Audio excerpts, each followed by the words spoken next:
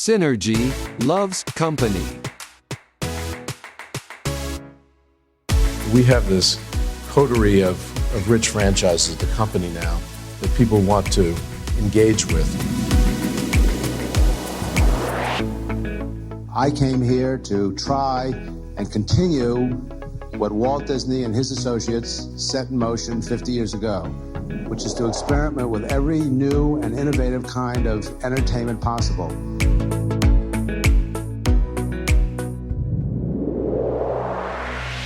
It's what we hope to do here, to really develop something that, just more than an entertainment enterprise. It's something that contributes in many other ways. Hey, this is Synergy Loves Company, where we explore how Disney connects to everything. I'm Eric, and I want to thank you. Thank you so much for joining me today and keeping me company. Only Murders in the Building is back for its third season, and I love that show. So I was inspired, and the last time you might have noticed I started a new mini-series that I'm calling Only Legend in the Series. We're going to take a look at the Disney legend status of all the stars of the show, Only Murders in the Building. Okay, I know you can just go and look it up, but I think this is more fun to present it this way. So, join me for this journey here. Last time we took a look at Selena Gomez and her connections to the Walt Disney Company. And even though she shed the title a little bit, she started out as a Disney Channel star. Her career owes a lot to that Disney start, but Disney also owes a lot back to her. But we did also find out last time that no, Selena Gomez is not the only Disney legend in the series. It's someone else. So let's get right into it right now. Only Legend in the Series, Part 2.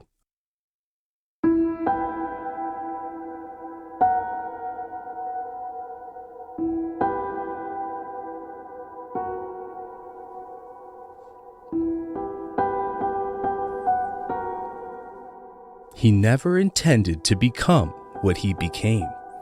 He wanted a quiet, simple life with a good career.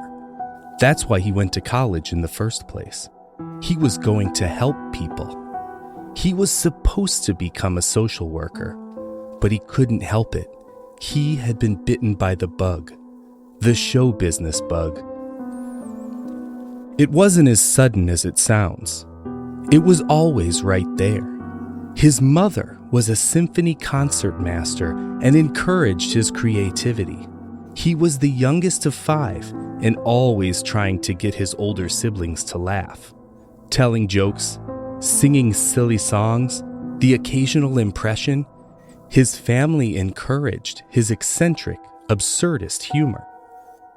So in 1971, he did the opposite of every recent college graduate with a social work degree. He got cast in a musical. That musical was the 1972 Toronto production of Godspell, and the cast was full of unknowns who would go on to become major stars like Dave Thomas, Gilda Radner, Paul Schaefer, and Eugene Levy. But Martin Short would go on to be the biggest star to emerge from that cast. He would also have the most Disney connections. But would he have what it takes to be a Disney legend? Is Martin Short the only legend in the series?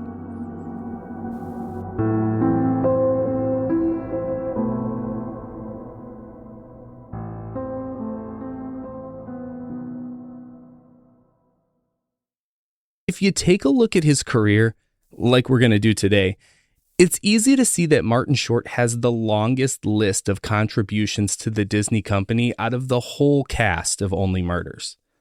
Martin Short became big in the Canadian comedy scene in the 1970s and 80s. He was featured on a show called SCTV in 1982. It's a Canadian sketch show based around a fictitious TV station.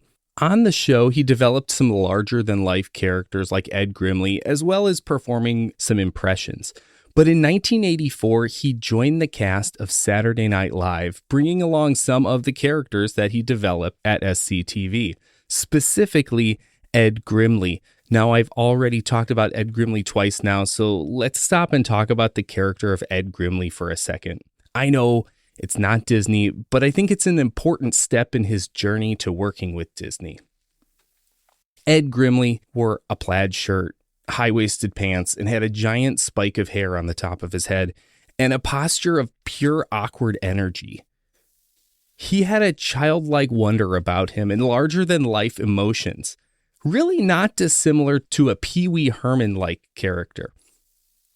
Ed Grimley was made for late-night TV, but there was something wholesome about him, something that made children gravitate towards the character. I was one of those kids. I remember in the 80s, I thought Ed Grimley was awesome. I thought he was hilarious. I even made my mom give me the hairstyle, the big old spike on the top of my head. In the late 80s, the late night character Ed Grimley was actually marketed to kids in his show, The Completely Mental Misadventures of Ed Grimley. It was a Saturday morning variety show featuring some cartoon parts and some live action skits, and it starred Martin Short, once again, as Ed Grimley. This is my real connection to the character. I absolutely loved that show as a kid. Martin Short's creation of Ed Grimley and the character's universal appeal is the kind of entertainment that Disney has really been known for making. Family entertainment for everyone in a family. Grown-ups too, not just the kids. Martin Short only starred on Saturday Night Live for one season, but he left an impact boosting ratings on the show, and the national spotlight helped him launch his movie career. So here, with the movies of the late 80s, is where the real Disney connections come in. Well, not yet, but kind of. Let's take a look. His first movie after SNL stardom was 1986's The Three Amigos as Ned Nederlander. The movie itself was originally going to be titled The Three Caballeros because of the 1944 Disney package film of the same name. But that Disney movie is also why the name had to be changed. The movie's about three Western actors who played heroes in the movies who get recruited to take on their on-screen personalities and save a small Mexican town. The Three Amigos features a Western-style song called Blue Shadows on the Trail. But it's not the one you might know as a Disney fan. There is a song with a similar title and even a similar feel from Disney's Melody Time in 1948. It's not the same song. It's similar, maybe even inspired by. Maybe it had to be changed like the title. And the one in The Three Amigos from the 80s was written by Disney legend Randy Newman. So that's another kind of Disney connection. Maybe that's not good enough for you. All right, let's get to his next movie, Inner Space. Let's take an adventure through inner space. One word, inner space. That's the movie. In 1966, though, a different movie came out called Fantastic Voyage, and it was about a crew of scientists who shrink themselves down to perform a brain surgery from the inside out. The next year, after Fantastic Voyage, 1967, Disney opened an attraction called Monsanto Presents Adventures Through Inner Space. 2 words, inner space, where you are shrunk down to explore the molecular structure of a snowflake. It was actually the first Omnimover ride. Yeah, I'll get back to Martin Short. In 1987, Short starred in Inner Space, 1 word, and it was a pretty big summer hit. The movie is basically a comedy parody of Fantastic Voyage and shares its name with the Disney attraction. But that's not all. That's not it. The success of Inner Space, the movie, inspired the concept of Disney's first motion simulator ride, Body Wars, at Epcot. Okay, I know, these are some pretty weak connections. 2 movies, both only kind of related to Disney in title. Some light inspiration. Nothing Disney legend noteworthy yet. Let's keep going. In 1989, Martin Short makes his first true steps into the Disney family. Touchstone Pictures was started by Ron Miller and then strengthened by Michael Eisner later in the 80s. It was Disney's grown-up label for more grown-up movies. It became kind of a loophole for Disney. They could release movies that didn't seem very Disney-like. Serious films, more grown-up comedies, not just the family films that Disney put out. Last episode, we got to explore Disney Channel stars with Selena Gomez. And in the Michael Eisner era, Touchstone operated in a way not dissimilar to Disney Channel in the mid-2000s. Instead of child actors, though, Touchstone was interested in up-and-coming stars or established actors who needed a mid-career boost. When a star got into a Touchstone film, they usually popped up in a few more. Martin Short became one of these Touchstone stars. In 1989, he starred in Three Fugitives alongside Nick Nolte. Nick Nolte was another one of these recurring Touchstone stars. The movie's about an experienced bank robber fresh out of a prison sentence who gets roped into another inexperienced bank robber's plan to pay for his daughter's medical bills. He's in the wrong place at the wrong time. Martin Short was also the lead in 1992's Captain Ron alongside Disney legend Kurt Russell. Martin Short plays a middle-class suburban dad who inherits a yacht and wants to bring his family on an adventure, so he hires Captain Ron, played by Kurt Russell. Their personalities clash and hilarity ensues. But I'm missing a Touchstone film. Probably the most important Touchstone film of Martin Short's career, and that's Father of the Bride, and its sequel, Father of the Bride Part 2. If you're like me, you've probably seen this movie a ton of times. I know it was on TV so much in the early 2000s, it often became one of my TV parking places. You know, you want something on in the background, it's like, oh, Father of the Bride's on, we'll just put that on. Martin Short doesn't have the lead role in this one, but he definitely steals the show. His performance as Frank, the wedding planner, is probably one of his most memorable.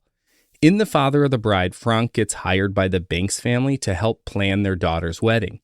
He is the best, so he is expensive, much to George Banks' dismay.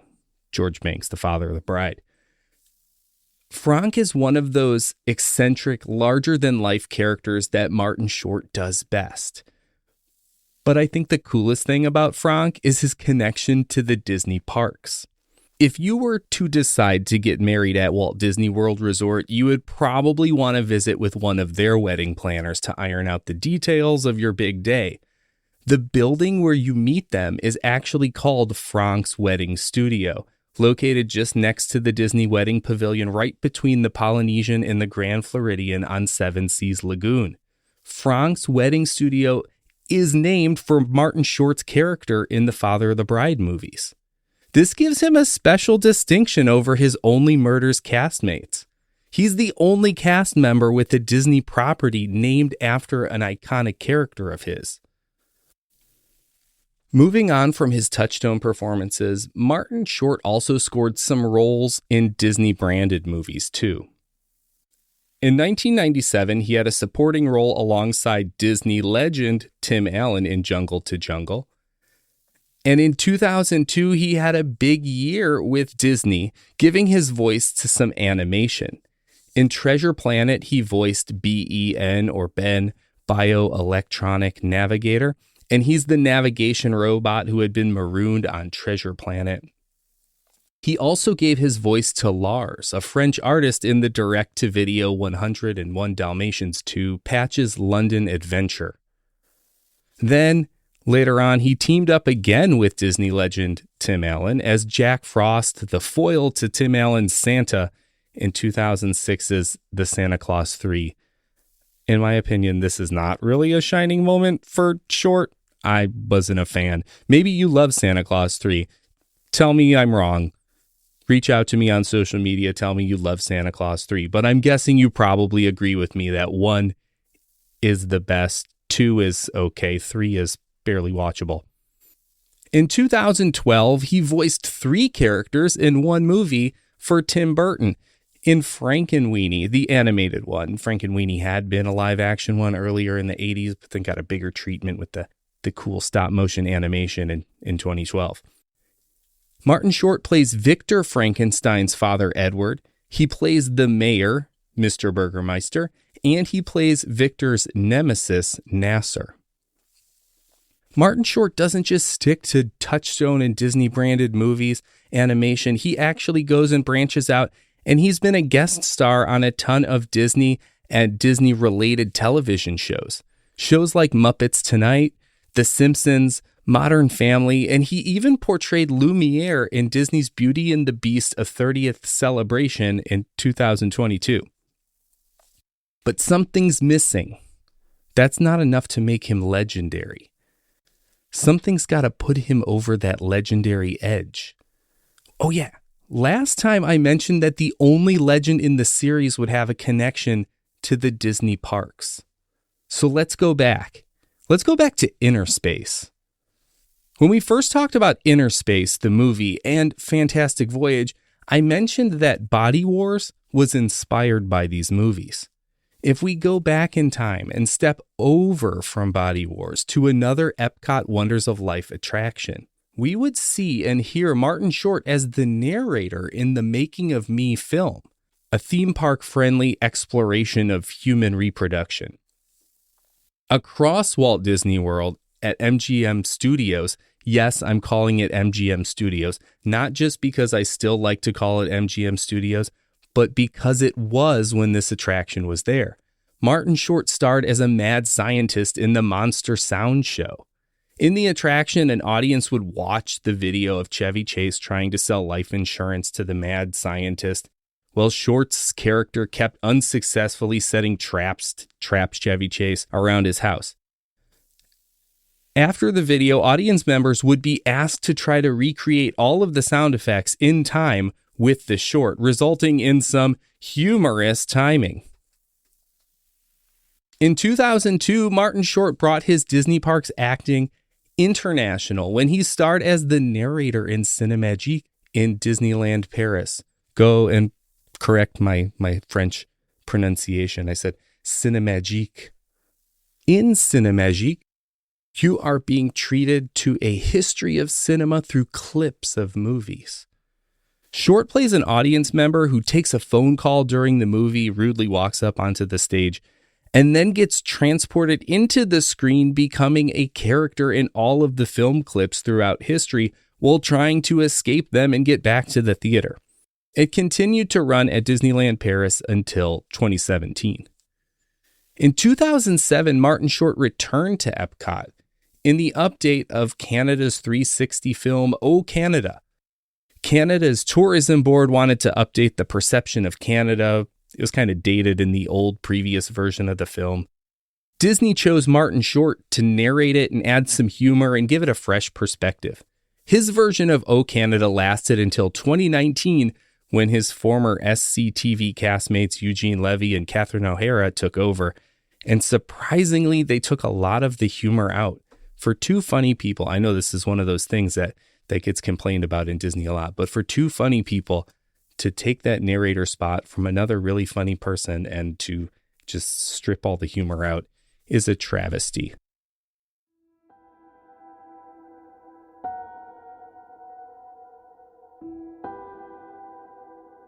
Movies, TV, and the Disney parks, with connections dating back almost 40 years.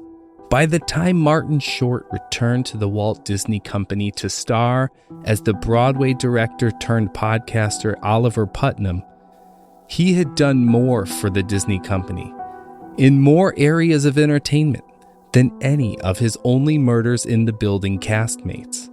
But would it be enough for Martin Short to become a Disney legend? Unfortunately, Martin is not the only legend in the series. Maybe it's because he never really had a true starring role in a feature film. Maybe it's because his work with competitors, like voicing a certain cat in the hat for that other Orlando theme park owning company. The only legend in the series would have to be someone with a longer history with the company. The person who got Martin Short into the movies in the first place. Someone who owes the start of their career to the original Disney theme park.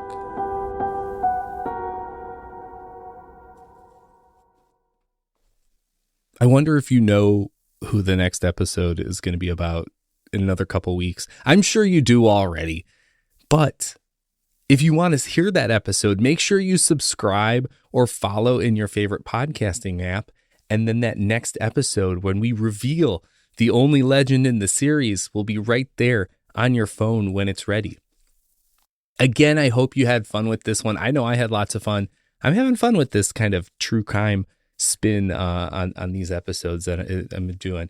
I like doing this. If you like when I do weird kind of out of the box episodes, let me know. I'm on all those social medias. If you want to get me on Instagram or Threads, it's at Synergy Loves Company. And I'm still on Twitter. Trying out the blue sky thing too. Both of those, I'm at Eric H. Synergy. So go find me there. Let me know what you liked. Let me know what you didn't like. Let me know that you're there. And if you're enjoying Synergy Loves Company, don't keep it to yourself. Share it with a friend who loves Disney just as much as you do. Just tell them to visit synergylovescompany.com, because sharing the show is the number one way you can support the show. And your support means the world to me. Thanks for exploring Disney's connections with me. And until next time, keep discovering the magic in everything.